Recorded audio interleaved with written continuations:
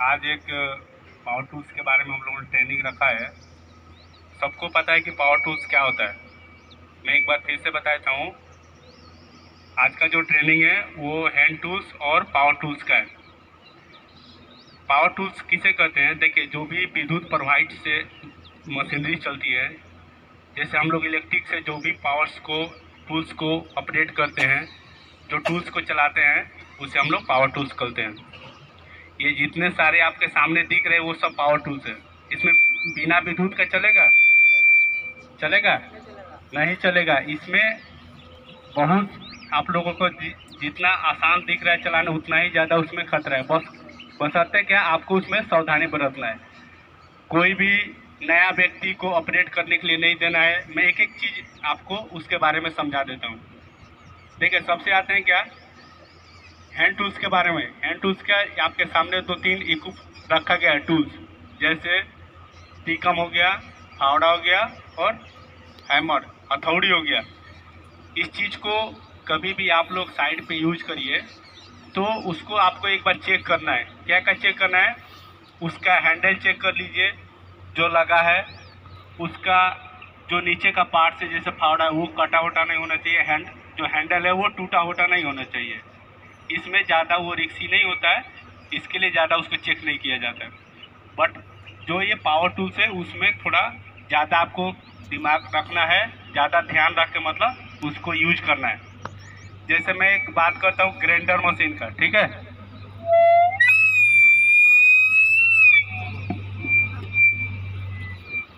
सबको पता ना ये कौन सा मशीन है?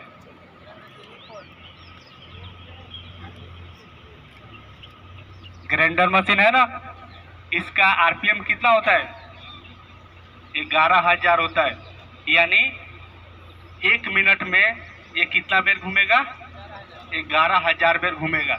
यानी आपका व्हील कुछ भी ऐसा टूटा हुआ है तो आपको हानि होगा, आपको टूट के लग सकता है, या आपको ये इतना क्षमता है इसके अंदर कि हड्डी को काट के भी रख देगा नीचे।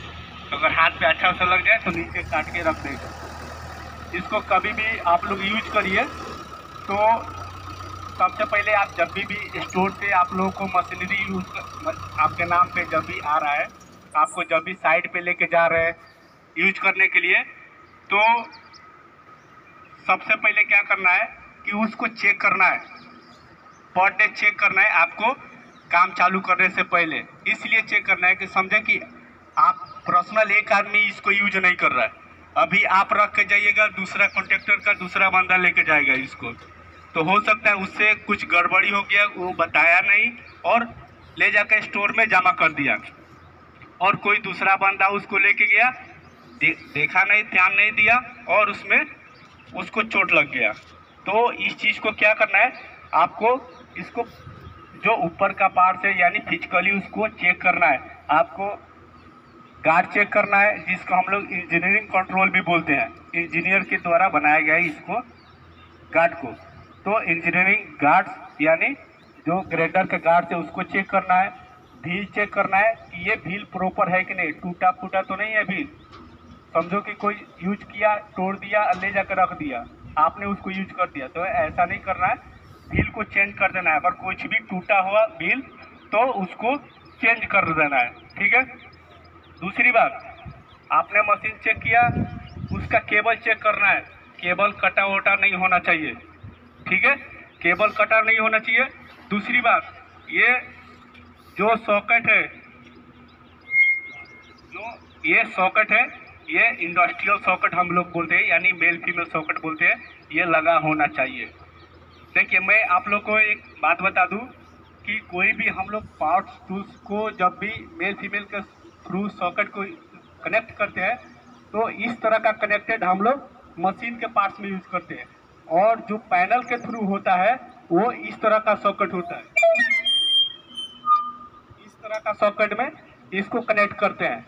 किस लिए कनेक्ट करते हैं? हम चाहें तो इसको यहाँ पे भी लगा सकते हैं। नहीं लगेगा? लग जाएगा। लेकिन रीजन क्या होता है कि अगर हम इसको यहाँ पे ज्वाइंट करेंगे तो ये खुला एरिया दिख रहा है कि नहीं दिख रहा है?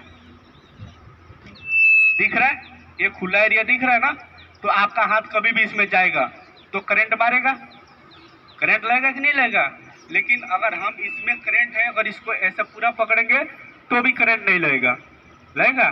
तो ये एक बेनिफिट होता है। दूसरी बात, इसमें कभी पानी नहीं जाएगा, कभी मान लो कहीं पानी वानी में चला गया तो इसमें पानी नहीं जाएगा। और हम सबको पता है कि विद्युत को, जो विद्युत होता है, जो इलेक्ट्रिसिटी होता है, उसको पानी से कितना बैर होता है पता है ना सबको, यानी पानी में ज़्यादा करंट लगने के चांसेस होता है। तो इसके लिए ये सेपरेट माना जाता है, और जो इसका ऊपर का टॉप है यानी ढक्कन है वो बंद होना चाहिए, ठीक है, टूटा नहीं होना चाहिए। ऐसे भी टूटता है तो हम लोग उसको, हमारा इलेक्ट्रीशियन जो भी है वो रिप्लेस कर देता है, ठीक है। तो इस चीज़ को ध्यान रखना है कि आपको इस तरह का ही सॉकेट मेल फीमेल में ही यूज करना चाहिए, ठीक है। दूसरी बात, जहाँ से आप इसको ऑपरेट कर रहे हैं, यहाँ से जहाँ से आप इसको करंट ले रहे हैं, इसको चलाने के लिए ग्राइंडर मशीन को, वो MCB 30 मिली एम्पियर का वो पैनल में लगा होना चाहिए। क्यों लगाना चाहिए 30 मिली एम्पियर? इसलिए लगाना चाहिए कि हमारा जो करंट सहने की जो क्षमता है वो 32 मिली एम्पियर होता है, यानी 32। तो हमको उससे कम लगाना है ना, कम लगाएंगे तभी ना ट्रिप मरेगा, नहीं तो पता चलेगा हमको करंट लग जाएगा और हम मर गए और बाद में ट्रिप किया। तो इसके लिए हमारा जो बॉडी सहनशीलता है करंट सहने का वो 32 होता है मिली एम्पियर, और जो इसका जो हमारा पैनल में 30 एम्पियर का लगाते हैं MCB चाहे ELCB, उसको कि कोई भी इनके शॉर्ट सर्किट हुआ चाहे किसी को करंट लगा तो वो ट्रिप कर जाए, यानी पूरा पैनल डिस्कनेक्ट हो जाए करंट से और वो बंदा सेफ रहे। तो इस चीज़ को ध्यान रखना है कि कहीं भी आप लोग जो पैनल्स यूज करिए उसको 30 मिली एम्पियर का करंट ELCB प्रोवाइड होना चाहिए। ELCB समझो लग गया और उसमें अर्थिंग नहीं है तो भी वो ट्रिप नहीं करेगा, तो उसमें प्रॉपर अर्थिंग भी होना चाहिए, क्योंकि वो अर्थ से ही कनेक्ट रहेगा, और अर्थ नहीं रहेगा तो फिर वो ट्रिप नहीं करेगा। तो इस चीज़ को खास करके आप लोगों को भी कहीं भी ध्यान रखना है कि कहीं भी आप लोग ग्राइंडर मशीन चाहे कोई भी पावर टूल्स को यूज करते हैं तो उसमें आपको 30 मिली एम्पियर का ELCB होना चाहिए। दूसरी बात, ये जितना आप लोगों ने पावर टूल्स इसमें से अलग अलग है, दो प्रकार का ग्राइंडर मशीन है, एक छोटा है बड़ा है, इसका अलग अलग RPM होता है, ठीक है, यानी 1 मिनट में अलग अलग घूमने वाला पार्ट्स है, ठीक है। इसमें प्लाई कटिंग मशीन है, चौपसा मशीन है, ग्राइंडर है, ब्लोअर है, ये अलग अलग पार्ट्स है।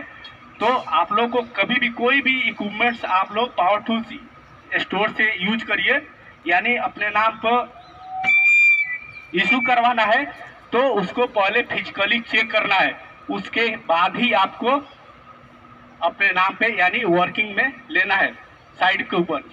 दूसरी बात, कोई भी अगर आपको फॉल्ट दिखता है, जैसे वायर कटा हो चाहे मेल फीमेल सॉकेट डैमेज हो, तो आप इलेक्ट्रीशियन नहीं बनिए, ठीक है। हमारे साइड पे अवेलेबल, हर साइड पे इलेक्ट्रीशियन अवेलेबल रहते हैं, उनको इन्फॉर्म करना है कि ये सॉकेट टूटा है तो आपको तुरंत चेंज कर दिया जाएगा, ये नहीं कि अपने से कारीगरी नहीं करना है। दूसरी बात, कुछ एक्स्ट्रा परिवर्तन भी नहीं करना है। एक्स्ट्रा परिवर्तन क्या होता है कि जैसे ये चौपसा मशीन है तो हम उसको इजीली करने के लिए, आसानी से काटने के लिए नीचे उड़ेन लगा देते हैं, लकड़ा लगा देते हैं, फिर उसको कटिंग करते हैं, या उसका जो ये इंजीनियरिंग गार्ड्स होता है,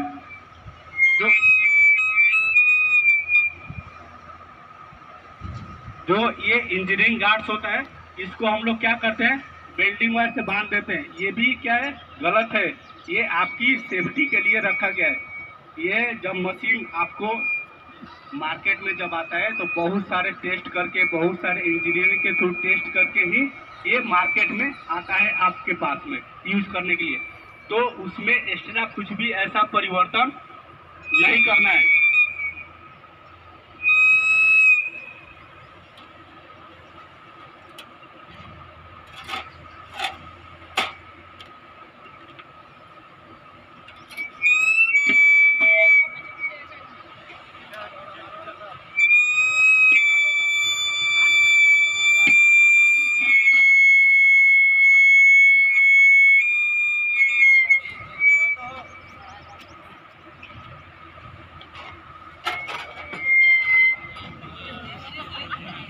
ठीक है।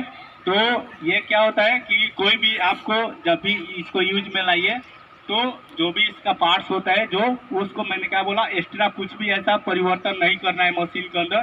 जैसे हम लोग क्या करते हैं यहाँ पे वुडन रखते हैं ना, तो यहाँ पे वुडन किस लिए रखते हैं कि ताकि ऊपर में सरिया रहे और आसानी से हम लोग जोर से दबाए तो कट जाए। इस पे ज्यादा कुछ ऐसा भार भी नहीं देना है, ज्यादा भार दीजिएगा इसको क्या आराम से रखिएगा तो आराम से धीरे धीरे कटेगा। ज्यादा वजन कीजिएगा तो भील टूटने का डर रहेगा, भील टूटेगा फिर आपके पाँव पे लगेगा। तो इस चीज को ध्यान रखना है। कभी भी ये मशीन चलाना है तो आसपास में कोई भी कंबस्टिबल मटेरियल नहीं होना चाहिए। कंबस्टिबल मटेरियल मतलब कोई भी जलने वाली वस्तु नहीं होना चाहिए।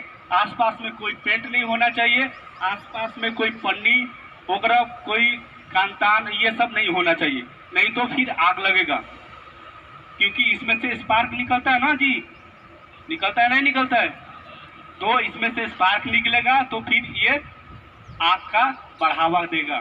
तो इस चीज को ध्यान रखना है कि कोई भी आसपास में कोई भी कॉम्बस्टिबल मटेरियल यानी जलने वाली वस्तु नहीं होनी चाहिए। दूसरी बात, ये कोई भी चालू कंपनी का मटेरियल नहीं होना चाहिए। चालू कंपनी में भी दुर्घटना होता है। चालू कंपनी का ग्राइंडर रहेगा तो जल्दी खराब हो जाएगा, जल्दी हीट होके आपका हाथ जल जाएगा, कुछ गर्म होगा, शॉर्ट सर्किट होगा। तो इसलिए चालू कंपनी का भी मटेरियल रहेगा तो आदमी को खतरा बढ़ेगा। ठीक है, तो इस चीज को भी ध्यान रखना है। अगर कोई मशीन ज्यादा हीट हो जाता है तो उसको यूज में नहीं करना है। जैसे हमको पूरा दिन ब्रेकिंग करना है तो क्या करना चाहिए, कभी भी एक पूरा दिन ब्रेकिंग कर रहा है तो उसको एक बंदा ब्रेकिंग नहीं करेगा, उसको अल्टरनेट करना है, मतलब एक चेंज करते रहना है बंदे को। ये मशीन क्या क्या कर सकता है, हम लोग यूज करेंगे तो इसको क्या क्या खतरा आएगा, आग लग सकता है, शॉर्ट सर्किट हो सकता है, गर्म होकर हाथ जल सकता है, वाइब्रेट होता है, हेवी नॉइज होता है ना ज़्यादा। तो इस चीज़ को हमको कंट्रोल करने के लिए हम उसके बाद आता है पीपी, उसके अनुसार हमको पीपी यूज करना है। ये इसको देखो कभी भी यूज करना है। हॉटवर्क से जो भी आपका ग्राइंडिंग बेंडिंग जो भी मशीन आता है तो उसमें लेदर का हैंड ग्लोव और बेटर गोगल से बेटर क्या होता है फेस शील्ड। हमको हमेशा फेस शील्ड में क्या होता है पूरा चेहरा कवर हो जाता है। अगर ग्राइंडर कभी भी उसका व्हील टूट गया तो हमारा चेहरा यानी फेस शील्ड के ऊपर लगेगा और हमारा चेहरा सेफ रहेगा। तो इसमें हमारा पीपी भी बहुत मायने रखता है कि कोई दुर्घटना भी होता है यानी कोई हजार्ड्स भी होता है, कुछ बेल्ट भी टूटता है तो हम उसमें सेफ रहेंगे। ठीक है, हैंड ग्लव्स, एप्रॉन और हमारा फेस शील्ड, ये चीज मस्ट होता है। इसको रख के ही इसको वर्क करने के लिए। दूसरी होता है इसको वाइब्रेट होता है बहुत ज़्यादा, तो अगर कंटिन्यू कोई भी इसको वर्क करता है तो वो कंटिन्यू नहीं करना है, अल्टरनेट करना है। अल्टरनेट मतलब अगर दो बंदा अगर इसको ऑपरेट करना जानता है तो बारी बारी से ऑपरेट करेगा। अगर आपको ज़्यादा मैंने लॉन्ग रूट तक काम करना है तो। दूसरी बात है हेवी नॉइज को कंट्रोल करना है तो वहाँ पे ईयर प्लग लगा के ही आपको काम करना है। ठीक है, नहीं तो आदमी बहरापन ज़्यादा मतलब कम समय में ही हो जाएगा, कम उम्र में ही। अगर कोई ज़्यादा हेवी नॉइज सुनता है तो मतलब थोड़ा दिन समय के बाद से वो उसकी सुनने की क्षमता क्या होती है कम हो जाती है, यानी वो उसको कुछ अगर बुलाना हो तो ऊंची आवाज़ करके बुलाना पड़ेगा तो फिर वो सुनेगा। तो इस चीज़ को ध्यान रखना है कि कभी भी आपको अगर हेवी नॉइज के कुछ टूल्स या पावर टूल्स को यूज कर रहे हैं तो मस्ट है आपको ईयर प्लग लगा के ही काम करना है। ओके, सबको समझ में आया, किसी को कोई दिक्कत नहीं है ना? Okay, thank you.